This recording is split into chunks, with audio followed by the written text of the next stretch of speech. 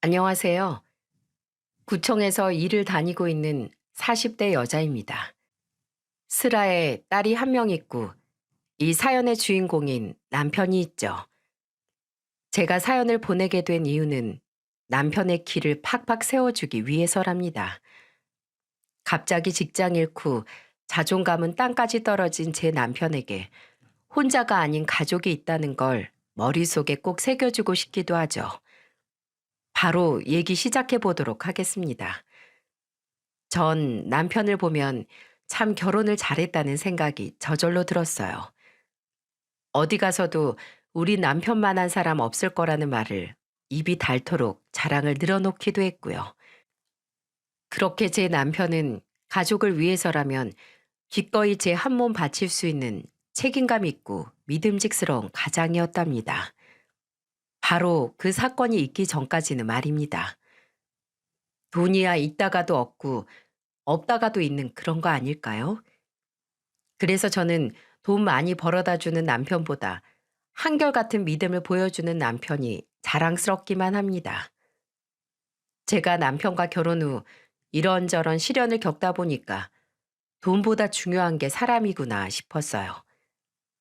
사람은 궁지에 몰렸을 때 본성이 나온다는 말도 있지 않습니까? 그래서 저는 더욱 사람의 본성을 봐야 한다고 생각해요. 왜냐하면 사람이 살아가는 환경은 계속 변할 수밖에 없지만 사람 본성은 숨기려 해도 본능적으로 튀어나올 수밖에 없죠. 저만 해도 처음 남편을 만났을 때와 다르게 주변 상황이 많이 변했어요. 원래 연애와 결혼 후는 다르다고 하지만 제 남편은 그런 변화 말고도 개인적인 역경이 많았답니다. 지금 우리 세 식구 이렇게 끈끈한 가족이 될 수 있던 것도 그런 역경 때문에 애틋해졌다고 생각해요. 그래서 남편과 저를 단단하게 만들어준 인생 풍파 이야기 좀 해보려고 합니다. 그리고 치사하다 못해 유치하기까지 한 나이값 못하는 사랑과 손절한 사연도 한번 풀어볼게요. 처음 남편을 만났을 때만 해도 남편은 중견기업에 재직 중인 대리였죠. 구청에서 공무원으로 일하던 저는 중견기업에서 대리로 재직 중인 남편이 멋있어 보이기만 했습니다. 공무원 생활에 익숙했던 저는 사기업에서 멋지게 자기 몫을 해내는 남편이 달라 보였어요. 원래 이성의 매력은 나와 다른 모습에 끌린다는 말처럼 저와 남편은 서로 다른 모습에 끌려 연애를 하다 제 나이 30에 결혼까지 하게 됐습니다. 시댁에는 시모가 일찍 돌아가시고 시부와 남편, 시동생까지 세 식구가 살고 있었어요. 아무래도 시부 혼자 자식 둘을 건사하다 보니 형편이 그리 넉넉하진 않았죠. 그래서 신혼집 구할 때도 친정아버지의 도움으로 집을 마련할 수 있었습니다. 친정아버지가 부동산 투자에 관심이 많아서 형편이 그나마 넉넉했던 편이라 도와주실 수 있었어요. 그렇게 신혼집을 마련하고 혼수도 전부 들어오고 나자 남편 친구들은 집들이 안 하냐면서 난리도 아니었죠. 그래서 저는 어차피 하게 될 거면 날짜 잡고 빨리 해치우자고 했어요. 그 모임은 대학교 동창 모임이었는데 다들 근처에 살고 있어서 시간만 맞으면 자주 만나는 모임이었습니다. 그런데 꼭 이런 모임에도 물 흐리는 미꾸라지 같은 존재가 한 명씩 있지 않습니까? 지금 생각해보면 남편 대학교 동창 중에 가장 속이 베베 꼬인 인간이었어요. 말하면 할수록 제 남편한테 자격지심이 있나 싶을 정도로 말입니다.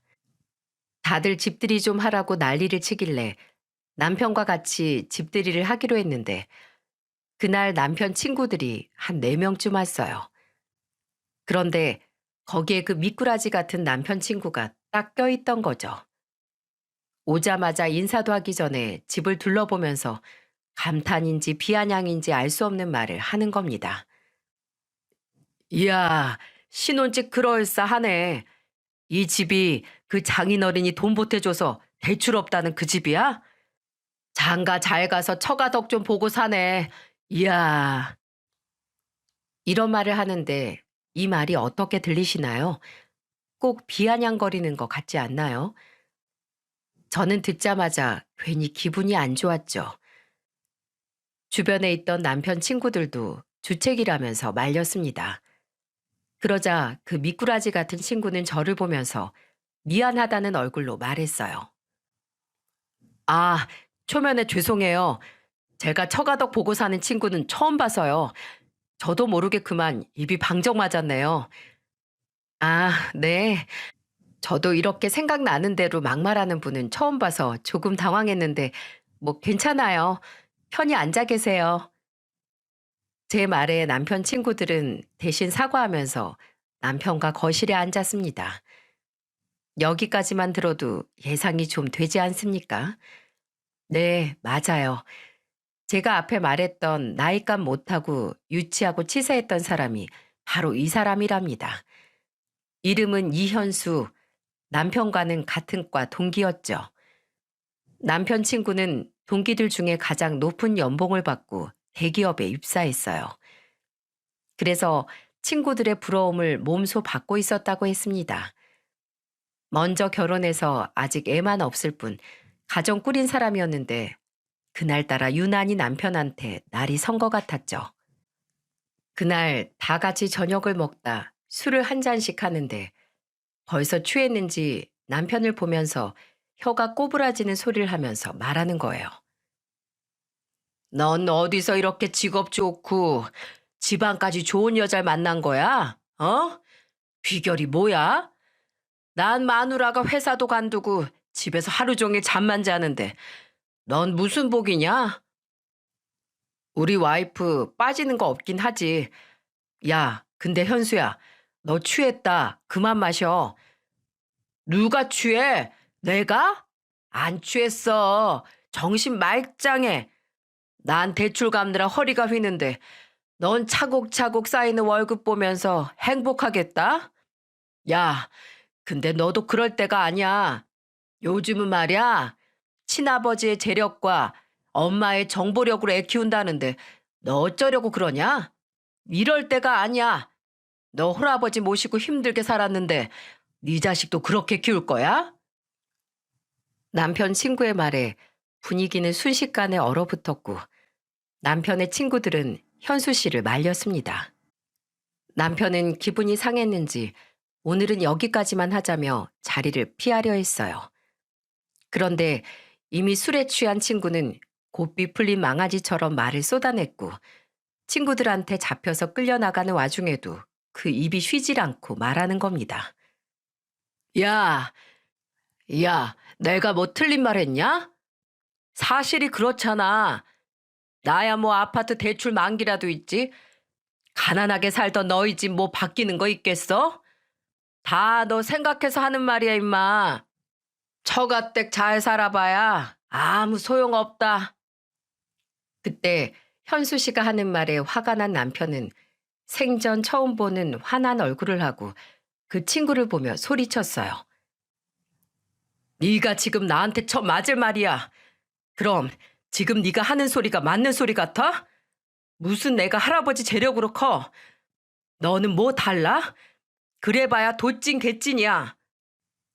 나이 처먹고 부모한테 빌붙어서 애 키우고 싶냐? 그렇게 큰 애가 너한테 퍽이나 고마워하겠다. 너 다신 오지 마. 기분 좋게 시작한 집들이는 아수라장이 됐고 같이 온 친구들은 술에 취한 친구를 끌고 미안하다는 말만 남기고 나갔습니다. 폭풍이 휩쓸고 간 것처럼 집안은 온통 엉망이었어요. 저는 화가 난 남편을 다독이면서 말했습니다. 괜찮아? 처음 올 때부터 이상하더니 대체 왜 저러는 거야? 그리고 애초에 집 살 때 우리 아빠가 도와줬다는 말을 왜 했어? 난 진짜 말 안 하려고 했는데 저 자식이 계속 캐묻잖아. 대출 어디 은행에 했냐? 이자는 얼마냐? 막 이것저것 물어보니까 어쩔 수 없었어. 아니, 자기가 물어봐 놓고 왜 저래? 누가 떵떵거리고 자랑한 것도 아니고. 참나. 당신 앞으로 저 사람 있는 자리 가지 마. 똥이 무서워서 피해? 더러워서 피하지? 그날 기분 좋게 집들이 하면서 남편 기 좀 살려주려고 준비했다가 똥 밟은 것처럼 기분이 더러웠어요. 그래서 남편한테 현수 씨 있는 자리는 나가지 말라면서 화를 냈죠. 남의 집 집들이 와서 저게 할 소리입니까? 남편도 저럴 줄은 몰랐다면서 당황스럽다고 할 정도였어요. 이제 막 결혼해서 새 출발하는 친구한테 정신 차리라는 둥, 처가댁 잘 살아봐야 소용없다는 둥, 지금 생각해도 참 기가 막히네요. 그런데 다음날 술에 취해 막말하던 현수 씨가 찾아온 거 있죠? 잔뜩 미안한 얼굴을 하고 사과하러 왔다는데 저는 문만 살짝 열고 말했습니다. 왜 오셨는데요? 아직도 할 말이 더 있으신 거예요? 제가 어젠 죄송해요. 그렇게 술 마셔놓고 기억은 나세요? 거실 한가운데서 뭐라고 소리치셨는지 다 기억나시냐고요? 제가 면목이 없어요. 죄송해요. 어제는 술 취해서 저도 모르게 이거 어제 집들이 선물로 샀던 건데 깜빡하고 가서 이렇게나마 드릴게요. 사과는 저 말고 제 남편한테 하셔야죠. 오늘 야근이라 늦는다고 하니까 남편이랑 푸세요. 그리고 선물도 남편이 받는다고 하면 받을게요. 저도 전데 남편이 더 속상했을 거예요. 제 말에 현수 씨는 정말 미안하다며 저한테 계속 사과를 하고 갔어요. 근데 저한테 저렇게 사과하면 뭐합니까?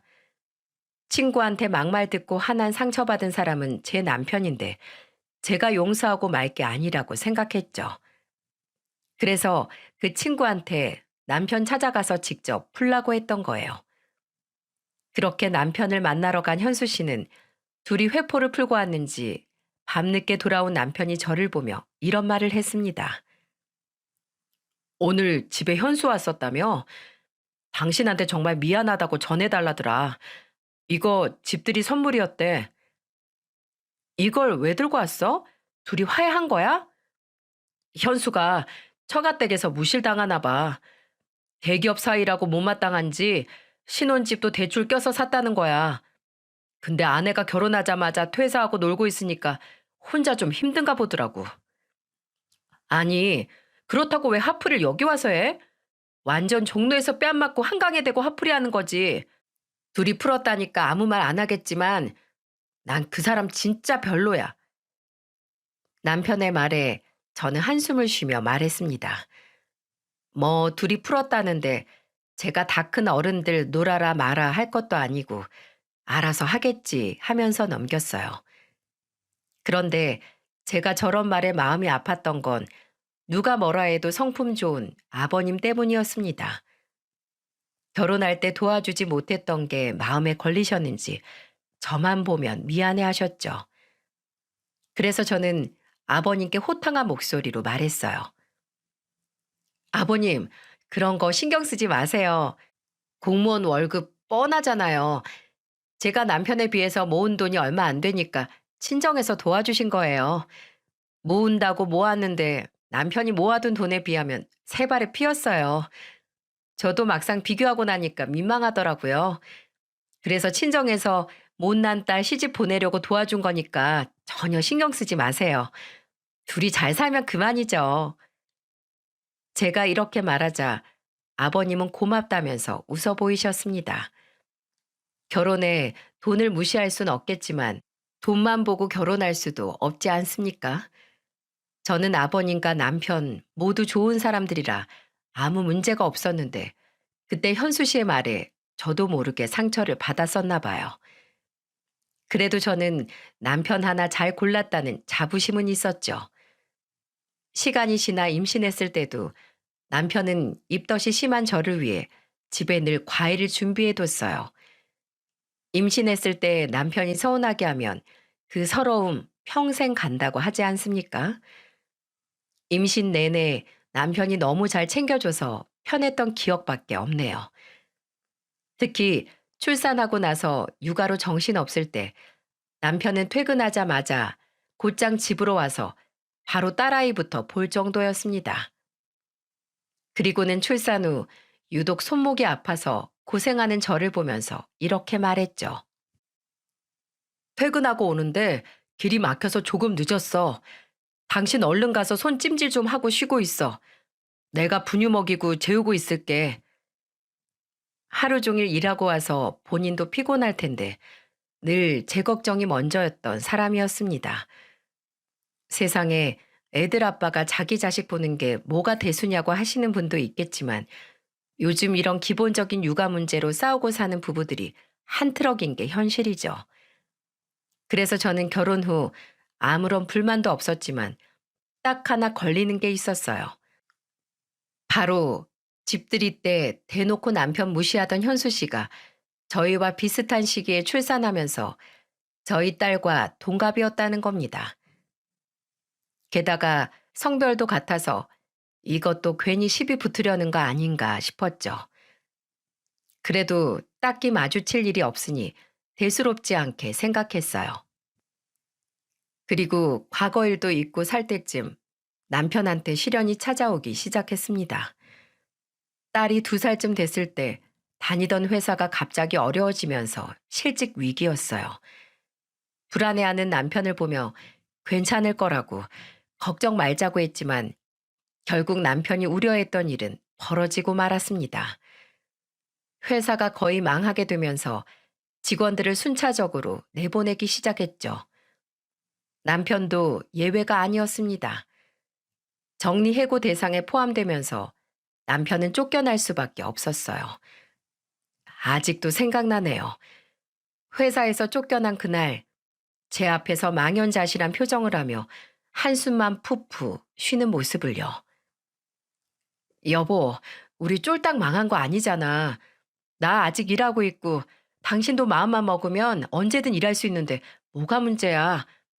그러니까 실망하지 마. 아직 우리 젊어.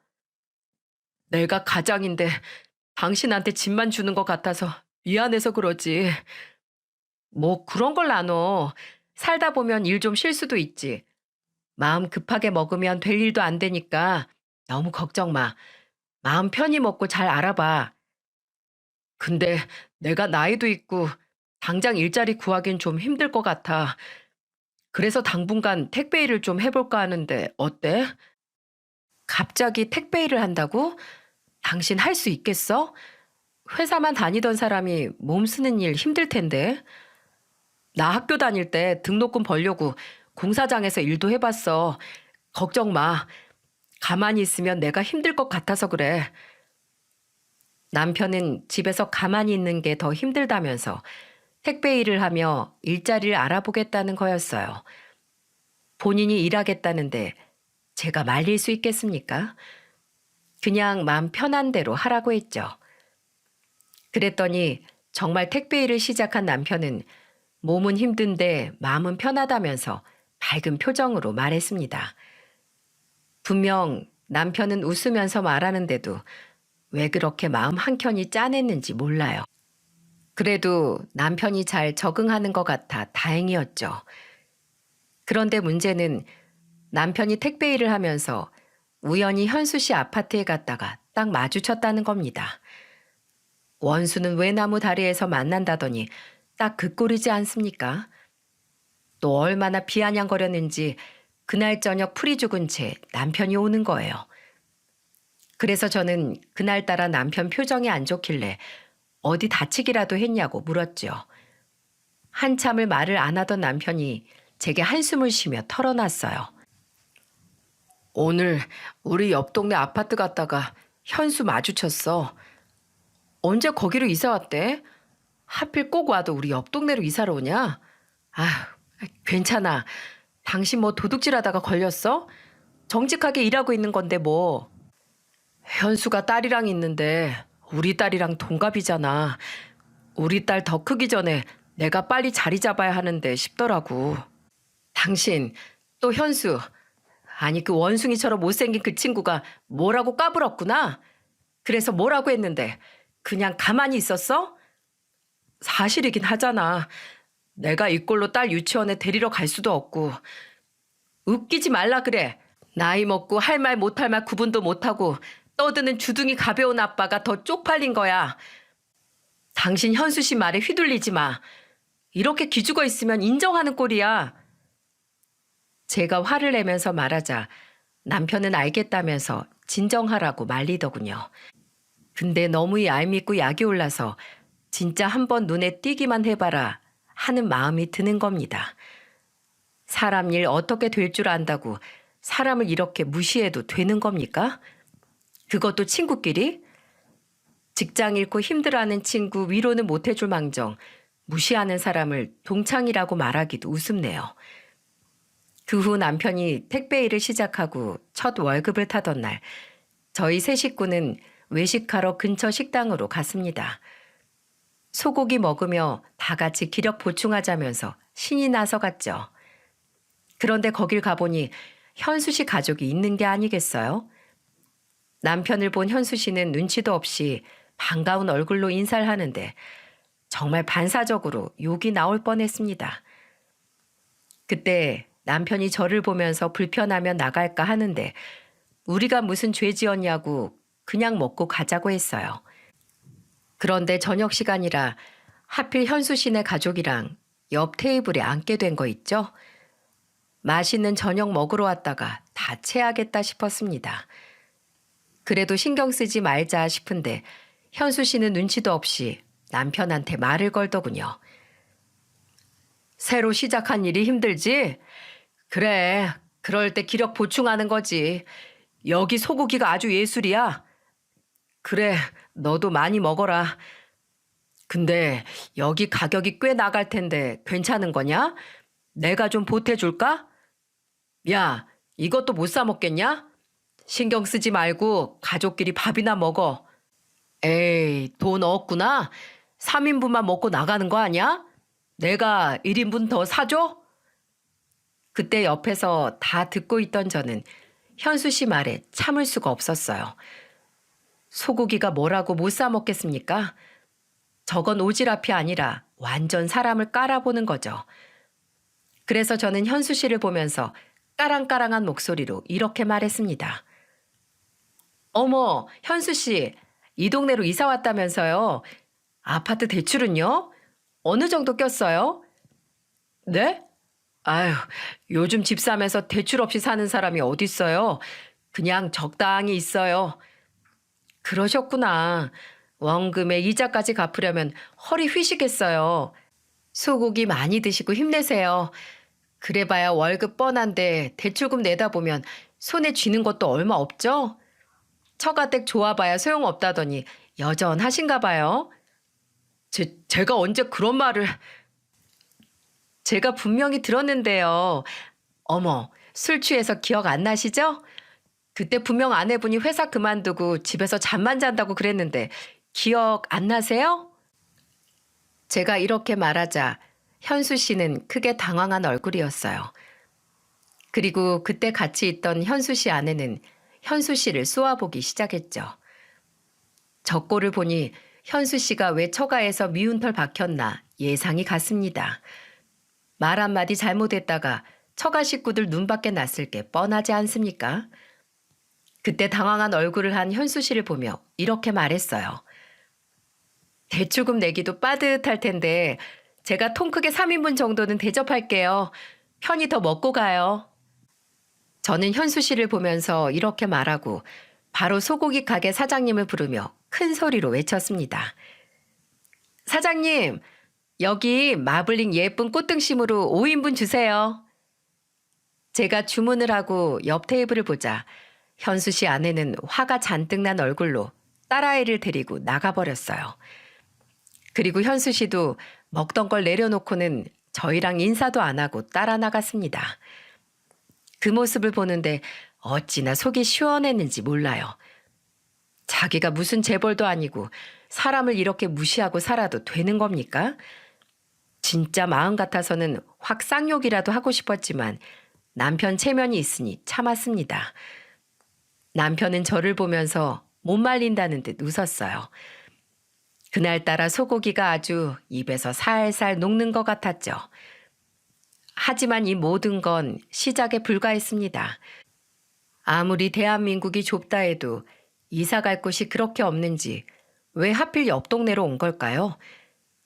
제가 딸을 어린이집에서 데리고 오는 길에 현수 씨 와이프를 딱 마주친 겁니다.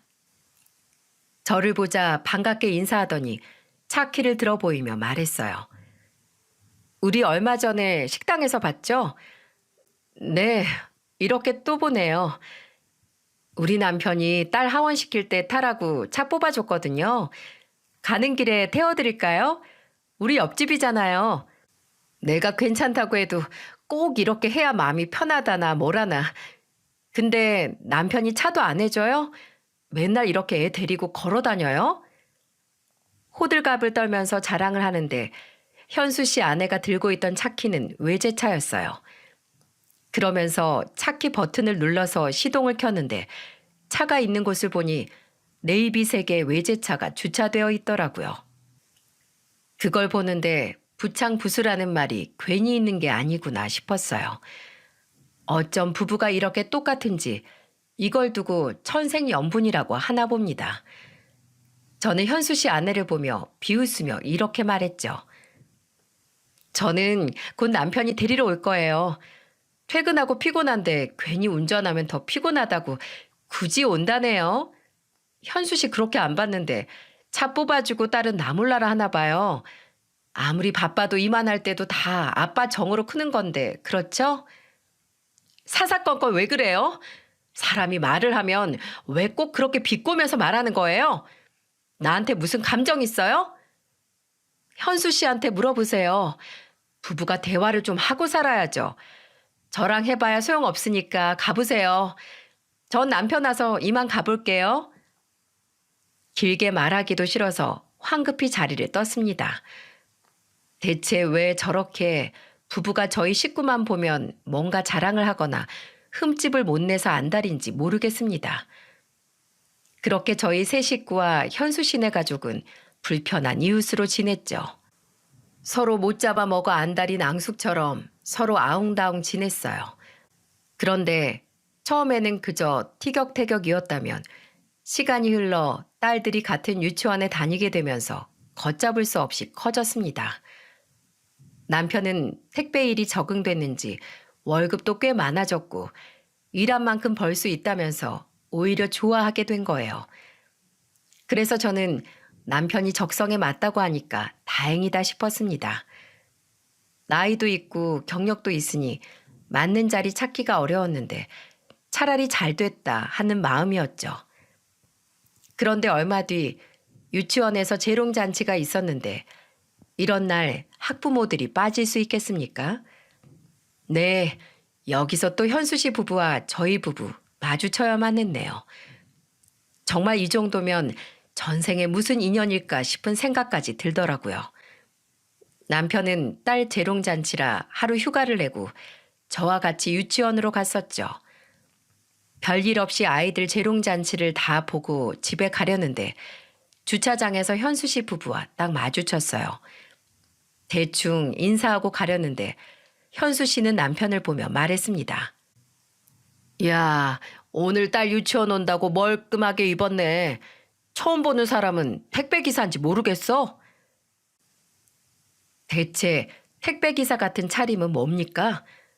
어이없는 말을 듣고 기가 막혀 하는데 현수 씨는 그때 현수 씨 아내가 끌던 네이비색 외제차를 자기가 시동을 거는 거예요.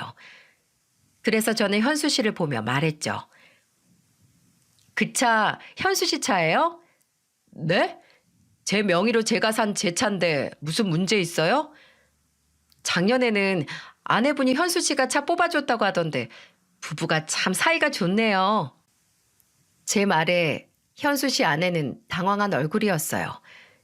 그런데 갑자기 저를 보면서 현수 씨 아내가 대뜸 화를 내면서 이런 말을 하는 거 있죠? 그럼 그쪽 남편은 이런 차 뽑을 능력이나 있어요? 집에 외제차 한 대 있으면 된 거지. 뭘 그렇게 콕 집어서 말해요? 아니, 말이 확 달라지니까 한 소리죠.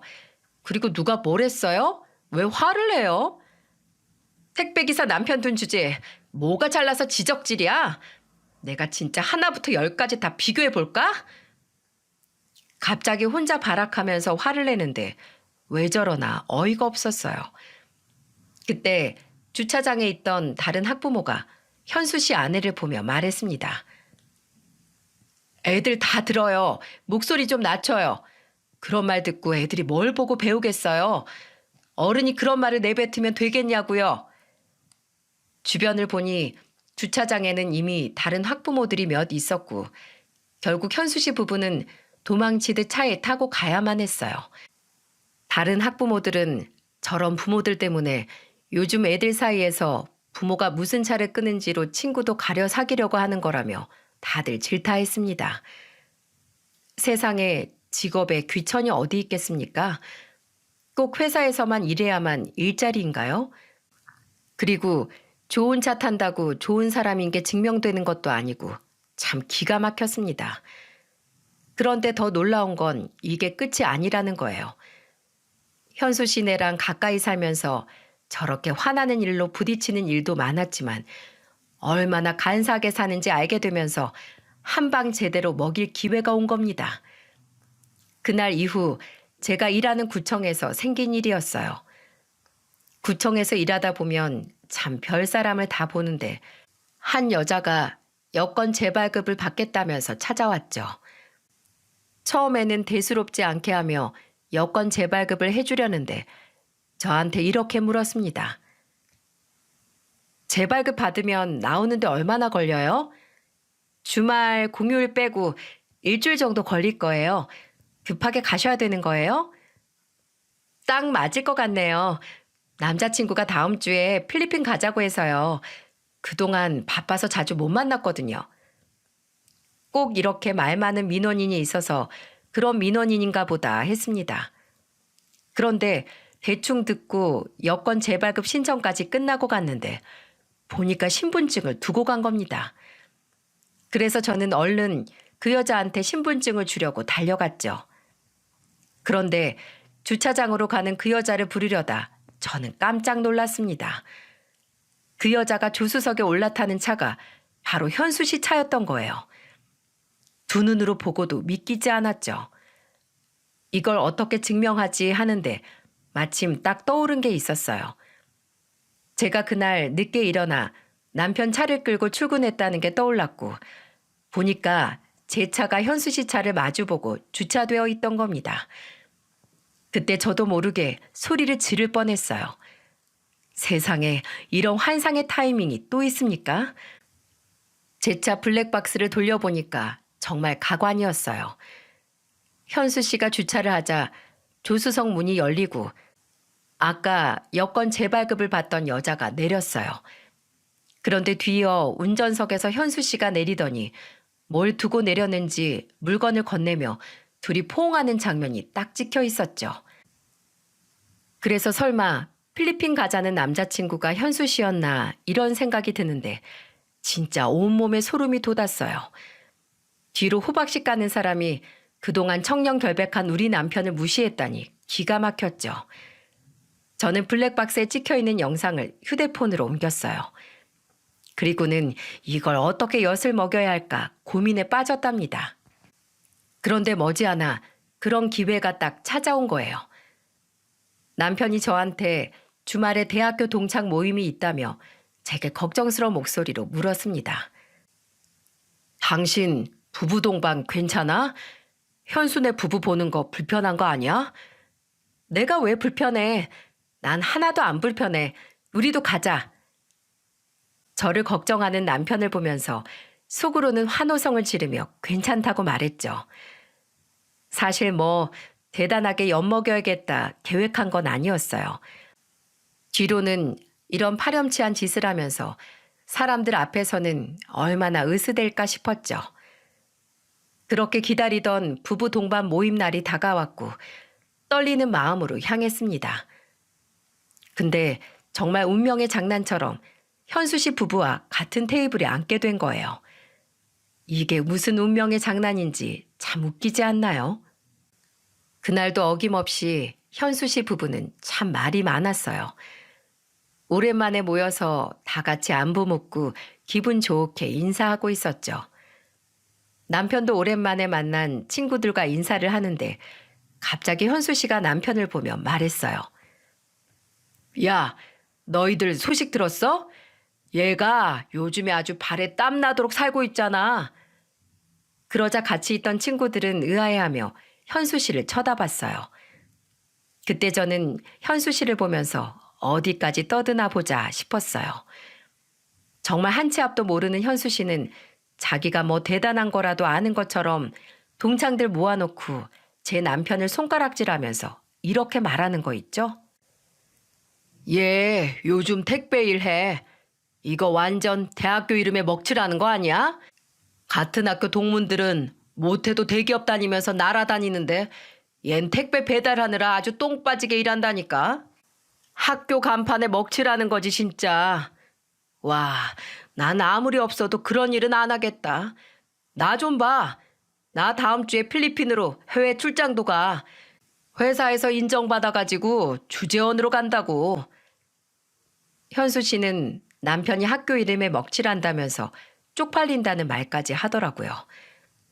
근데 그걸 듣고 남편이 아무 말도 못하고 고개를 푹 숙이고 있는 겁니다. 그 모습을 보자마자 속에서 천불이 나는 것 같았죠. 그런데 주변을 보니까 다 현수 씨 말에 웃고 있는 거예요.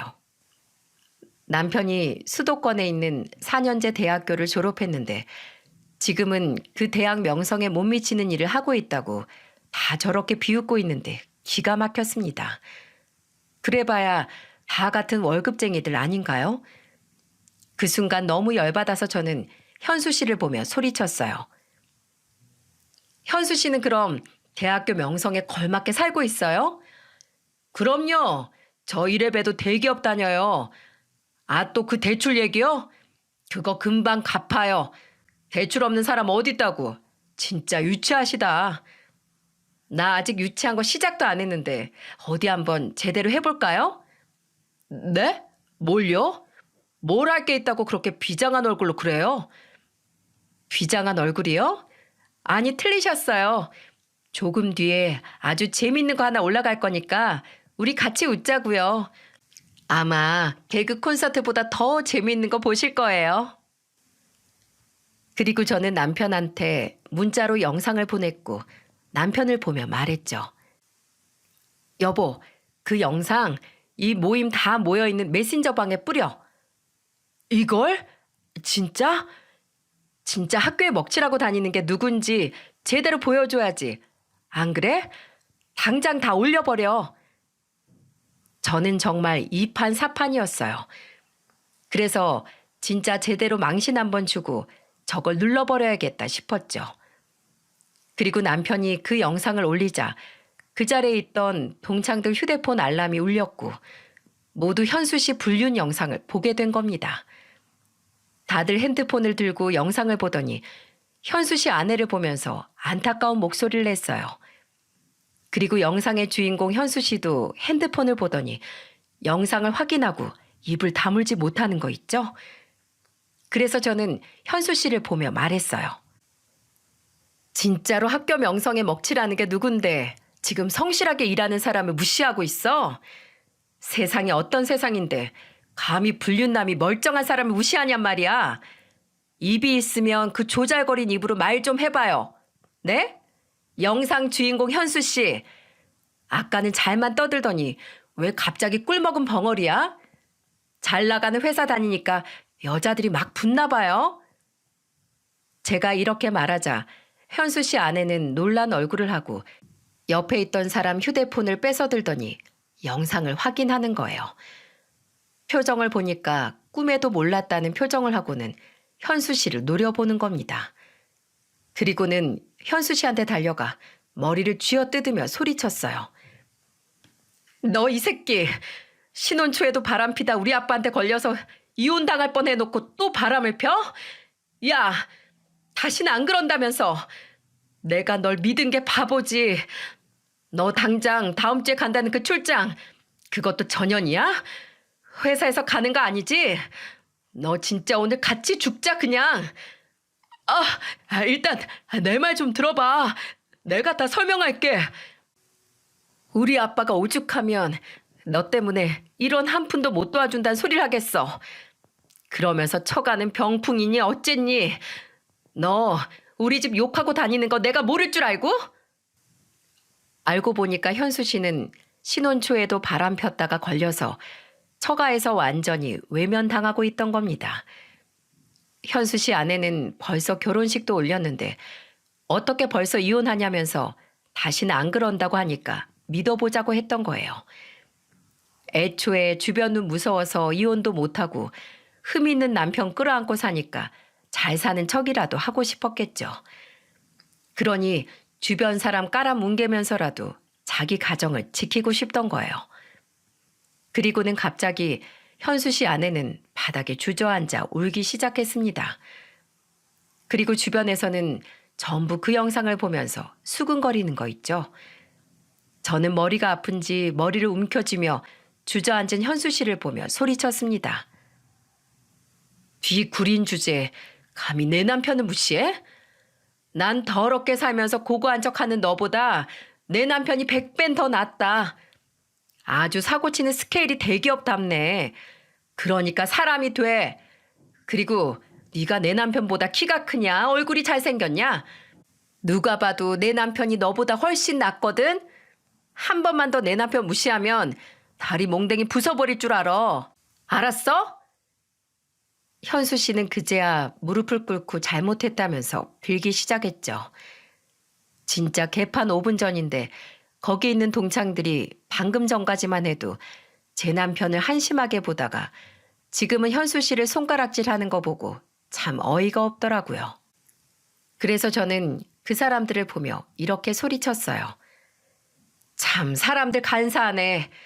어쩜 배웠단 인간들이 하나같이 직업 귀천 따지다가 이제 못났다고 손가락질을 하고 있네. 누가 보면 범칙금 한번 낸 적 없는 아주 무고한 사람들인 줄 알겠네. 여보, 이런 데서 기죽지 말고 얼른 가자. 저는 남편을 데리고 거길 빠져나왔고 현수 씨는 그때도 머리채를 잡혔는지 절규에 가까운 비명소리만 들렸습니다. 진짜 동창이라는 것들 다 한통속이라는 말밖에 안 나왔죠. 저는 그날 집으로 돌아와 남편한테 이렇게 말했어요. 여보, 택배하는 거 창피한 거 아니야. 대학 나왔으면 다 사무실에서 일해야 되는 거야? 그런 법은 누가 정했는데? 그냥 각자 상황에 따라 사는 거지. 내가 그랬잖아. 당신이 거기서 기죽은 채 있으면 정말 무슨 잘못된 일처럼 보여지는 거라고. 미안해. 평소엔 괜찮았는데 동창들 모인 자리에서 그러니까 순간적으로 아무 말도 안 나왔어. 앞으로 그 모임도 나가지 마. 정상적인 인간이 한 명도 없어. 제 말에 남편은 그제야 웃어 보였어요. 정말 잘 살면 되는 거지 가정을 위해 열심히 살고 있는데 왜들 그러는지 모르겠습니다. 그날 이후 현수 씨 부부는 동네를 이사가 버리더군요. 아마 내가 가까이서 살면 언제 해코지할 줄 모르니까 쥐새끼처럼 도망간 것일 수도 있겠고 혹시나 본인 딸에게도 이런 소식이 들릴까봐 또 쥐새끼처럼 야반도주했지 않았나 싶습니다.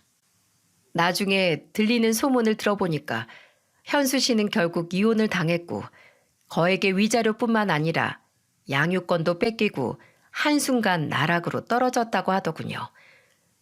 유책 배우자인데 재산 분할이라고 쉬웠겠어요? 결국 본인 이미지는 다 망가지고 가정도 잃은 그야말로 낙동강 오리알인 겁니다. 그리고 더 깜짝 놀란 건 현수 씨 그놈이 직장을 그만뒀다고 하더군요. 아니, 잘린 거일 수도 있겠네요. 현수 전 부인이 사람과 돈을 써서 회사도 못 다니게 회사 인사처에 민원 걸고 인터넷에 올려버리고 완전히 쓰레기로 만들어버렸다고 해요. 아주 처참히 말이죠. 결국 현수 그 친구는 스스로 백기를 들었고 거의 쫓겨나다시피 회사를 그만두게 됐던 겁니다. 그렇게 여자 좋아하더니 지 마누라를 배신한 대가는 혹독하더군요. 그러다 몇 달 전 현수 씨가 제 남편한테 연락을 해왔어요. 남편은 모르는 번호로 걸려온 전화라 의심 없이 받았고 남편은 전화를 받더니 갑자기 저도 들어보라며 스피커폰으로 켰습니다. 그런데 현수 씨는 다 죽어가는 목소리로 전화에 대고 이렇게 말했어요. 친구야, 나 요즘 너무 힘든데 일자리 좀 소개시켜주면 안 될까? 너 지금 하는 택배 일 열심히 하면 400도 벌 수 있다며. 나 좀 소개시켜주면 안 될까? 요즘 사는 게 너무 힘들다. 이력서 내도 받아주는 것도 없고 당장 생활은 해야 하는데 손가락 빨개 생겼어. 내가 너무 염치 없지만 부탁 좀 할게. 와, 구걸하다시피 한 목소리를 들으니 정말 미안하지만 너무 통쾌했어요. 그리고 남편이 현수 그 친구한테 한마디 하더군요. 야, 넌 도움 요청할 때만 친구냐? 그러게 평소에 행실을 똑바로 하지 그랬어. 너 대기업 쫓겨나고 이혼당하니까 친구들도 너 다들 손절한 거 알지? 한심하다 한심해. 그리고 너 같으면 불륜남이 배달하는 택배 받고 싶겠냐? 야, 꿈도 꾸지 마. 너 같은 놈 소개시켜줬다가 개욕 먹을 거 뻔한데 길거리에서 구걸을 하든 구두를 닦든 네가 알아서 하고 나도 너 손절할 거니까 연락하지 마라. 이 한심한 자식아. 정말 남편의 저런 모습을 보고 10년 묵은 채증이 다 내려간 듯 했습니다. 남편은 그렇게 전화를 확 끊어버렸고 저랑 남편은 배를 잡고 웃었습니다. 남편이랑 제가 큰 소리로 웃자 딸이 오더니 왜 웃냐면서 같이 웃기 시작했어요. 저희 세 식구 그날 정말 배꼽 빠져라 웃었답니다. 그리고 딸이 지 아빠를 안아주며 말하더군요. 아빠는 산타 할아버지 같아요. 사람들 필요한 물건들 하나씩 선물을 주는 사람이니까 전 아빠 딸이라서 너무 좋아요. 너무 귀엽지 않습니까? 역시 아이들의 생각은 참 순수한 것 같아요. 제 딸은 유치원에서 아빠 그리기를 할 때도 남편을 꼭 산타로 그려옵니다. 그 그림을 보고 남편이 눈물을 글썽거렸죠. 이 정도면 저희 세 식구 잘 살고 있다고 해도 되겠죠? 앞으로 이렇게 우리 가정에도 행복한 일만 있을 수 있도록 제가 더 노력해야 되겠죠? 꼭 그렇게 만들 겁니다. 그날 이후 현수 씨 소식은 들리지도 않고 어디서 살았나 죽었나 모르겠습니다. 사람이 살다 보면 저보다 잘 사는 사람들 눈에 들어올 수도 있고 또 비교할 수도 있다고 생각해요. 그렇다고 옆 사람 무시하면서 혼자 잘난 척하면 되겠습니까? 항상 인생은 스스로한테 집중할 때 발전할 수 있다고 하는데 다들 각자의 행복에 집중하고 살았으면 좋겠습니다. 그래야 정말 나답게 살 수 있는 것 같아요. 제 사연 들어주셔서 정말 감사드립니다.